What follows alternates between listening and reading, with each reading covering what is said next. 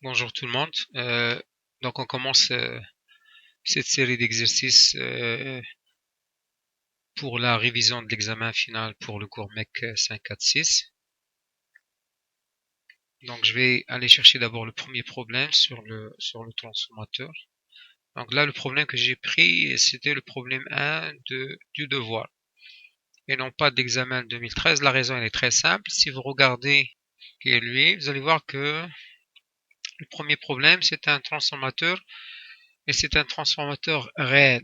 Donc les indications ici, on utilise le modèle équivalent réel d'un transformateur monophasé, chose qu'on a plus dans le nouveau cours. Ça c'était beaucoup plus dans l'ancien cours, c'est-à-dire MEC 545. Euh, et on a changé complètement donc le cours, mais l'examen est pratiquement le même, sauf pour le transformateur. D'ailleurs, on va faire le problème 1 du devoir et non pas de l'examen final. Et puis les autres problèmes, je vais les prendre directement de cet examen-là, qui est l'examen de 2013. Donc, je vais faire trois problèmes d'examen final 2013 et un problème pour le devoir. Je vous laisse le soin de faire le reste du devoir. De toute façon, le devoir et le corrigé est très détaillé. Alors qu'ici, il y a juste les résultats, si vous voulez. Donc, c'est pour ça que je vais opter d'abord pour le premier problème du devoir. Donc, c'est pour ça que je prendrai donc ce premier problème du devoir 1. Donc, c'est problème 1 du devoir 2, pardon. Alors, si vous prenez ce circuit-là et vous faites le schéma équivalent, ramener le schéma équivalent du transformateur, mais ramener au primaire, c'est-à-dire je ramène cette partie-là au primaire. Le 6 J, ça devient 6J fois A au carré, avec A c'est le rapport de transformation. Et le 9, comme d'habitude, ça va être 9A au carré. Donc le circuit équivalent ramené au primaire, ça serait la tension de la source qui vaut 120 volts avec un angle de 0 degré. Le 36 ohm, la résistance. Vous avez un condensateur dans l'impédance est moins 24J, et puis les deux éléments là qui étaient au secondaire et qui vont être ramenés au primaire. Alors la première question qu'on vous pose, bien sûr, ce transformateur-là, il alimente une charge composée par une bobine et une résistance, et on vous dit que la puissance dissipée dans cette résistance-là, il vaut 80 watts. Et on vous demande bien sûr de calculer le rapport de transformation. Donc pour pouvoir calculer le rapport de transformation dans un premier lieu, on va mettre en équation d'abord ce circuit-là, donc en calculant le courant I1 qui est égal à 120 avec un angle de 0 degré sur 36 plus 9 A au carré, ça c'est la partie résistive, et puis vous avez une bobine dans la réactance C6J A au carré, et puis l'impédance de ce condensateur-là qui est à moins 24J. Et je vais utiliser le fait que la puissance dans une résistance, je peux la calculer de trois manières différentes. Soit, si j'ai la tension et le courant, j'utiliserai la tension courant. Sinon, c'est la résistance fois le courant au carré. Sinon, c'est la tension au carré sur R. Or, j'ai déjà l'expression du courant ici. Donc, je préfère utiliser cette équation-là pour résoudre mon problème. En pesant, la source suivante, la puissance au niveau de la résistance de 9 ohms et vaut 80 watts. Et cette impédance-là, c'est la résistance R qui vaut 9A au carré fois le module de ce courant-là au carré. Donc ça c'est pour l'équation. Alors si prenez cette équation là et vous la posez comme ça, donc le module de ce courant là, vous allez trouver le A. Donc en faisant un solve. Alors je vais vous montrer un peu l'équation. Je vais écrire solve, je l'ai déjà fait. Et puis je vais prendre d'abord ça,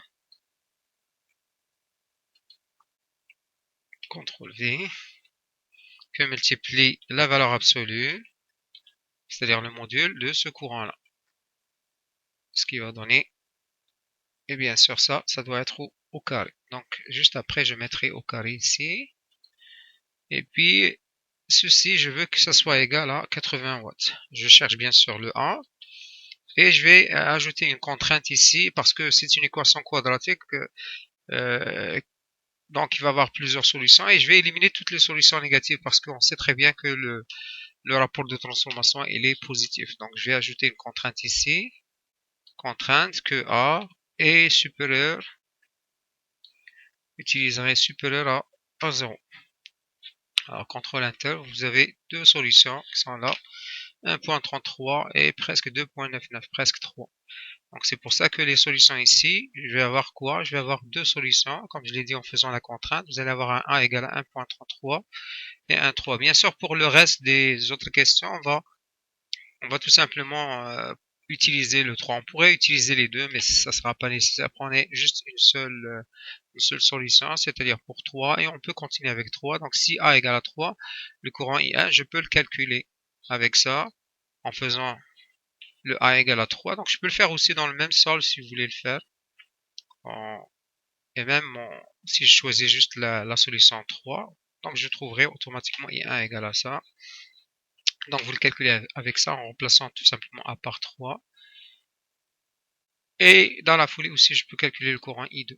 Le courant I2, je sais pertinemment que le I2, il est lié par cette équation-là. Le rapport de transformation, c'est E1 sur E2. On peut utiliser soit les valeurs RMS, soit les phaseurs. C'est le même rapport. Égal à N1 sur N2, égal aussi I2 sur I1.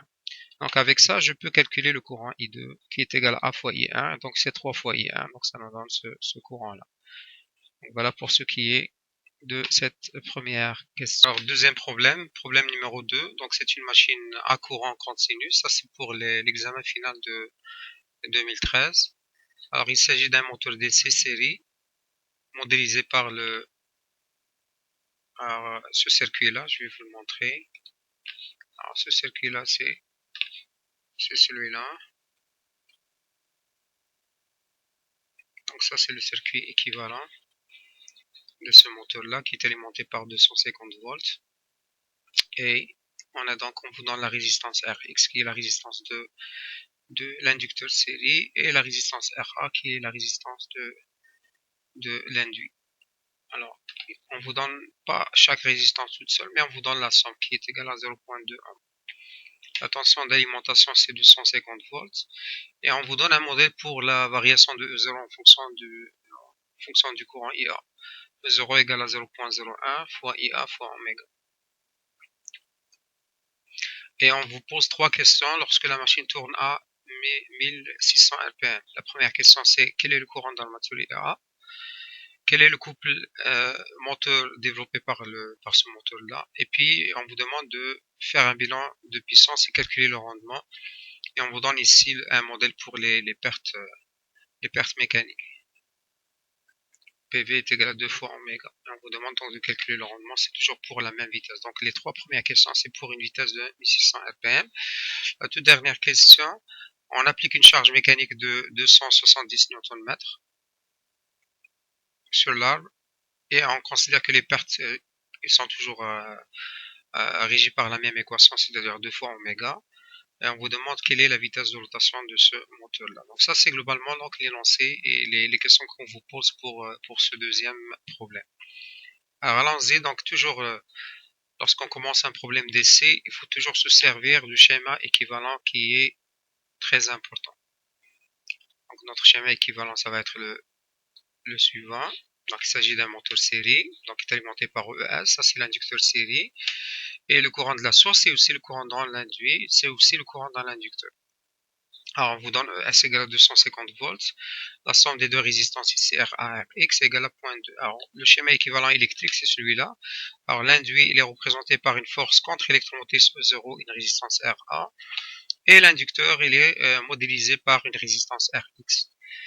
Alors on commence par écrire toujours la loi de Maille à l'entrée. Donc E0, la LKT dans la maille M. Donc E0 plus RA fois IA moins ES égale à 0 si vous voulez le faire dans cet ordre-là. ES moins RX fois IA moins RA fois IA moins E0 égale à 0.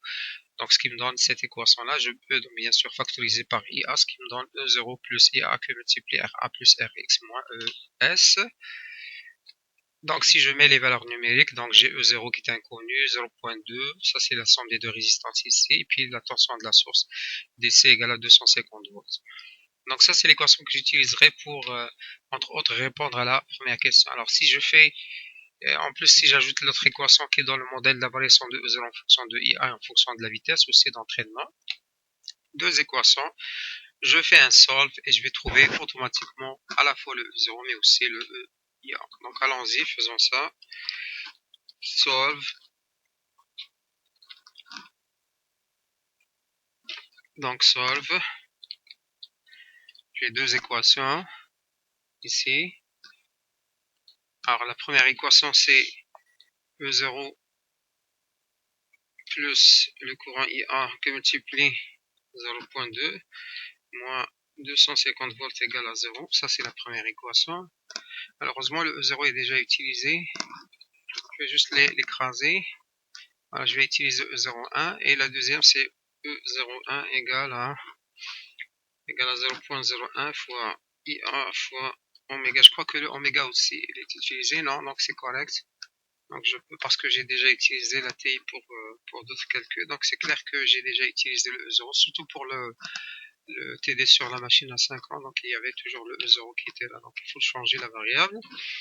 Et je vais mettre tout simplement ici E01, IA. Donc ça c'est les deux variables. Donc je répète mes deux équations. Juste les vérifier avant de faire le solve. E0, le 0.2 fois I1 moins 250, et puis la deuxième équation c'est fois oméga. Donc et le oméga, bien sûr, il n'est pas encore calculé, il faut que je le calcule, donc ça va être ma troisième équation. Oméga c'est 2 pi sur 60 fois 1600. Alors je peux ajouter cette équation aussi. Alors étant donné que la vitesse est 1600 rpm, donc ça veut dire qu'oméga est égal à ça. Voilà, oméga est égal à 167.51. Ce que je vais faire, c'est que je vais mettre directement cette équation-là dans le oméga. En fait, avant de commencer cet exercice-là, il fallait d'abord mettre la vitesse, mais puisque la vitesse, il va varier de toute façon pour la dernière question, donc je préfère tout simplement mettre oméga égal à ça dans le solve et non pas l'introduire dans les paramètres de la TI. Donc, ce que je vais faire, c'est ajouter cette équation-là ici. Donc, je vais ajouter une équation, donc je mettrai oméga égal à, alors, égal 2 pi sur 60 ici, 2 pi sur 60 fois 1600 rpm. Et je peux ajouter aussi le oméga, même si c'est pas nécessaire, mais on pourrait l'ajouter. Alors si vous faites le solve, ça vous donne ça. Donc ça vous donne un oméga égal à 167.55 radians par seconde, E0 égal à 223.34 volts, et le courant IA égal à 133.29.3 à peu près ampères. Donc ce qui donne les résultats que je viens de vous montrer ici.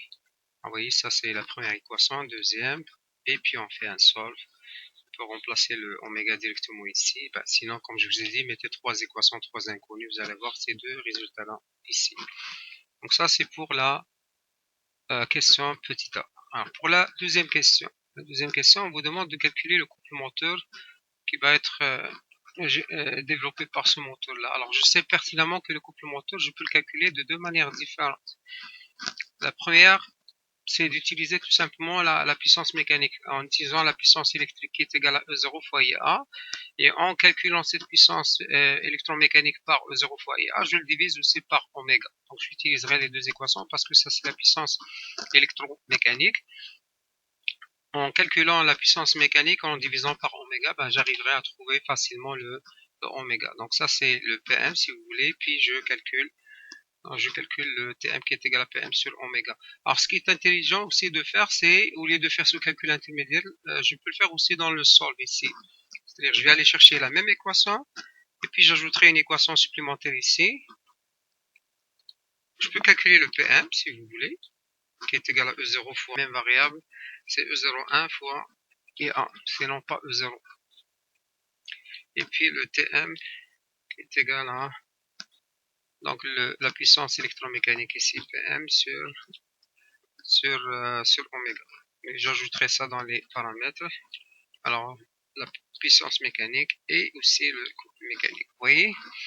Donc, ça, c'est l'équation que je dois résoudre. Donc, vous voyez, ça, c'est mes résultats. Donc, ça, c'est les résultats de la première équation, là. N'est-ce pas? Des trois premières équations. Et puis, ça, c'est le résultat des deux dernières équations pour faire le sort. On peut bien sûr aussi calculer le PM, comme je l'ai fait dans ma tablette ici. Donc je calcule la puissance mécanique et après je divise par la vitesse. Sinon, comme je vous ai dit, si la vitesse reste constante pour la question ABC, j'ai pas besoin de changer mon solve. Je vais juste ajouter au fur et à mesure mes équations. Donc ça c'est pour la question pour la question B. Pour la question C, on vous demande de faire un bilan de puissance. Donc, calculer le rendement. Donc, je sais très bien que le rendement, c'est la puissance de sortie sur la puissance d'entrée. La puissance de sortie, c'est la puissance utile. La puissance d'entrée, c'est la puissance électrique. On peut calculer la puissance utile, c'est la puissance mécanique moins les pertes ici. La puissance mécanique, on l'a déjà calculée ici. Les pertes, ils sont régies par cette équation-là qui est 2 fois oméga. En calculant ça, on peut calculer la puissance utile, ce qui donne cette valeur-là. La puissance électrique, c'est juste la tension de la source fois le courant de source. Or, le courant de source, c'est aussi le courant qui circule dans l'induit et dans l'inducteur, puisqu'il s'agit d'un moteur de série. Ce courant-là, on l'a déjà calculé, donc s'il me donne un PE est égal à ça. Et avec ça, je peux calculer facilement le rendement qui vaut 29 435,45 watts sur 33 324,16 watts, qui donne à peu près 88,3%. Je peux aussi continuer toujours dans mes solves là. C'est pour ça que j'avais calculé tout à l'heure la puissance mécanique. Ici, j'avais pas vraiment besoin de calculer cette puissance-là. Je peux faire directement Tm égale à E01 fois IA. Mais comme je vous ai dit, moi, j'ai calculé ça, c'est pour préparer aussi la question C. Donc, je vais aller chercher à calculer la puissance utile. La puissance utile, c'est quoi? On avait dit, c'est la puissance mécanique moins 2 fois oméga. Et je peux calculer aussi la puissance électrique aussi, si je veux. Même si c'est pas vraiment nécessaire de le calculer et après faire le rendement, c'est 250 volts, c'est le courant de la tension de la source fois le courant IA. Et après, je calcule mon rendement ici. Donc, je vais l'appeler rendement égal à donc la puissance utile, P utile, sur la puissance électrique ici. Et je peux ajouter tout ça dans mes paramètres ici. Donc, puissance utile, puissance électrique et le rendement aussi. Je peux le faire. Voilà. Et je peux regarder tous les résultats sur plusieurs lignes si vous voulez, avec ce petit symbole. Voilà. Donc ça c'est la question A, elle est là. Jusqu'ici, ça c'est la question A. La question B, c'était de calculer le couple mécanique et la puissance mécanique, électromécanique. Et la question C, c'est calculer la puissance utile, la puissance électrique et le rendement. Vous le voyez ici, un seul solve, on peut le faire au fur et à mesure, surtout que je vous ai dit ici, c'est parce que la vitesse n'a pas changé. Donc ça, c'est pour les 3 premières questions. Question A, question B, question C, pour laquelle la vitesse est vaut 1600 RPM. Alors, dernière question de ce problème-là. On vous demande de calculer une vitesse, sachant qu'on vient d'appliquer une charge mécanique de 270 Nm. Donc ça, c'est le couple utile. Et on va utiliser le même modèle pour les pertes mécaniques qu'on a utilisé pour les 3 premières questions, c'est-à-dire à savoir que PV égale à 2 fois oméga. Donc ici, on applique une charge qui, dans le couple utile, c'est 270 Nm, et on vous demande donc de calculer la vitesse et oméga, donc N. Donc ça, c'est la charge qui est accouplée à ce moteur-là. Alors allons-y, donc on va reprendre les équations qu'on a déjà établies pour la première partie, qui reste toujours valable. ES moins 0.2 fois IA moins E0 égale à 0, EA plus 0.2 fois IA moins 250 égale à 0, c'est la même équation. Le modèle de la variation de la force contre-électromotrice en fonction du courant d'armature et la vitesse. Et la troisième équation, je vais la chercher à partir de cette information-là, à savoir que le couple utile il vaut 270 Nm. Alors je sais très bien que la puissance utile, c'est le couple utile fois la vitesse, et que cette puissance utile, c'est la puissance mécanique moins les pertes. Alors la puissance mécanique, c'est E0 fois IA. Et les pertes, ici PV, on a déjà donné un modèle qui est égal à 2 fois oméga. Ceci est égal à le couple utile fois la vitesse. Donc ça veut dire que cette équation-là, E0 fois IA, qui sont deux inconnus, n'oubliez pas, la force contre-électromotrice, il va changer. Le courant IA va changer, la vitesse elle aussi va changer. Donc ça c'est l'équation numéro 3. Alors si vous prenez l'équation 1, l'équation 2 et l'équation 3 et vous faites un solve, vous allez trouver ces résultats-là. Vous allez trouver donc le IA égale à 164,31 ampères. E0 égale à 217.13 volts et la vitesse oméga égale à 132.14 radians par seconde. Alors allons-y, faisons le solve. Je vais reprendre la dernière équation, je vais juste me débarrasser de tout ça. Voilà. Ça aussi. Ça aussi. Ça aussi. Je vais enlever tout ça.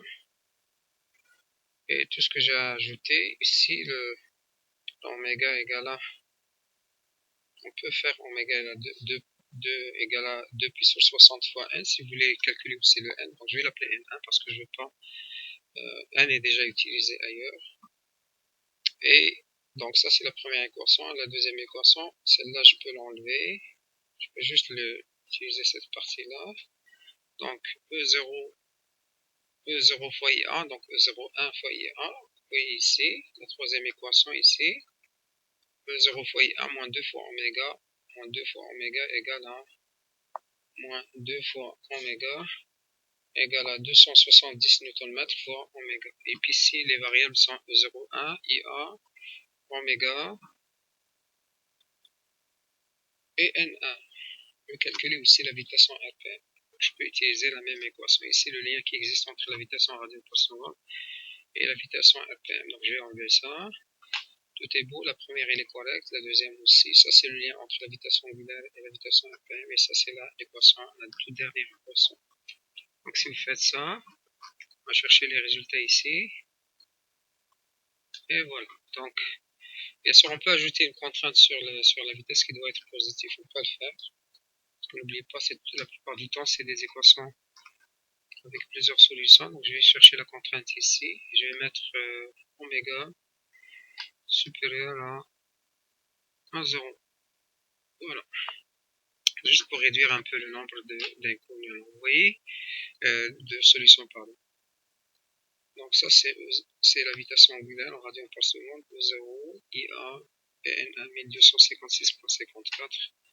Et c'est ce que j'ai trouvé ici. Vous voyez, ça c'est la vitesse angulaire. Et à partir de cette vitesse angulaire, on peut calculer la vitesse en RPM, qui est égale à 2pi sur 60 fois oméga. Oméga c'est 132.4.